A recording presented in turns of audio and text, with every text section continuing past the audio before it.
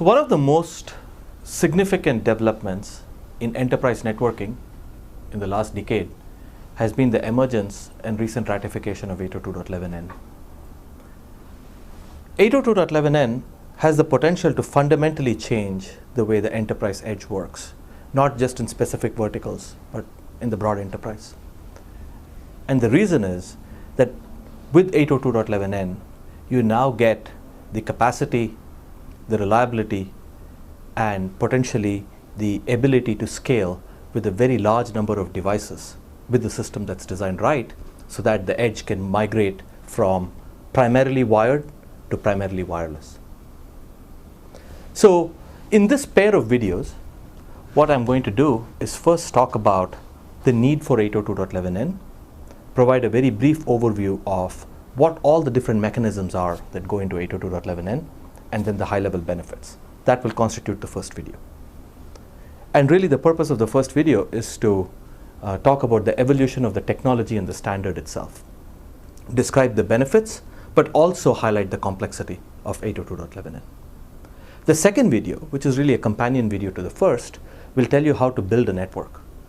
Because building a network with 802.11n is not as simple as ripping out your legacy ABG access points and putting in 11n access points, as you'll see. It requires fundamental trade-offs in terms of technology and in terms of how networks are built. And so what we'll do is talk about what these trade-offs are and then go into the design principles that allow one to build an enterprise class network that has the potential to replace the wired edge with wireless. So the first key point is why we need 802.11n at all. And if you go back and look at the limitations of 802.11 ABG, there are fundamentally three. The first one is limited capacity. The second one is channel inefficiency.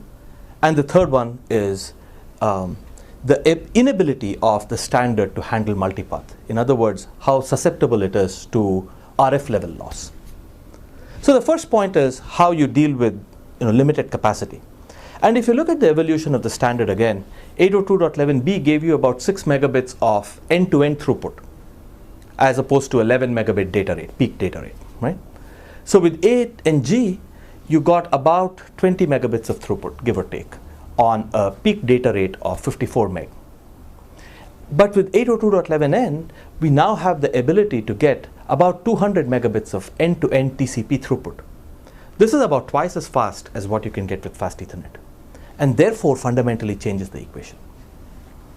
So going to the second key point of 802.11 ABG, or the limitation of 802.11 ABG, it's not just that the capacity was limited, it's that the way the channel was utilized itself was inherently inefficient.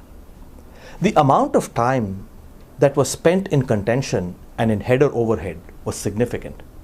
And again, remember from our past videos that 802.11 ABG is fundamentally a hub standard. And in a hub, as the number of devices increase, a lot of the airtime is spent wasted in contention.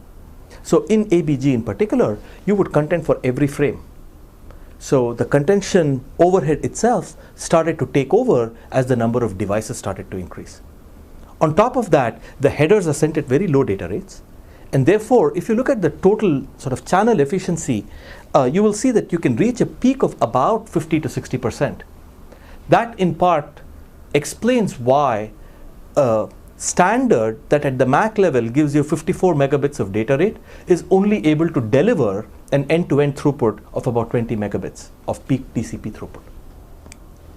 The third key aspect with 802.11 AG was really the way the physical layer and the RF layer were structured. The technology was such that it was highly susceptible to multipath. Now, if you're looking at any kind of indoor environment, notice that signals bounce off walls. And therefore, any transmission can be heard by a receiver not just from one path, but from multiple paths, depending upon the number of walls they bounce off of. So in an indoor environment, signal might reflect, it might refract, and it might dissipate. As a result, the receiver actually gets signals that are somewhat corrupted, and it was up to the receiver in order to figure out or essentially decode legitimate signal from corrupted signal.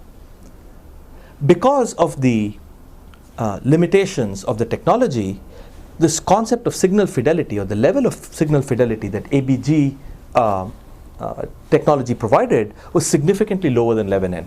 And what we'll do is now talk about how 11N improves the signal fidelity.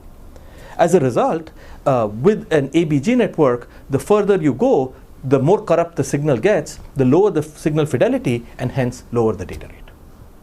Right? So at this point, I think we've talked about the three key takeaways in terms of limitation of ABG, which brought us to 11N, which is number one, limited capacity, number two, inefficient use of that capacity, and number three, multipath, which effectively reduces the capacity or signal quality, particularly with distance in indoor environments.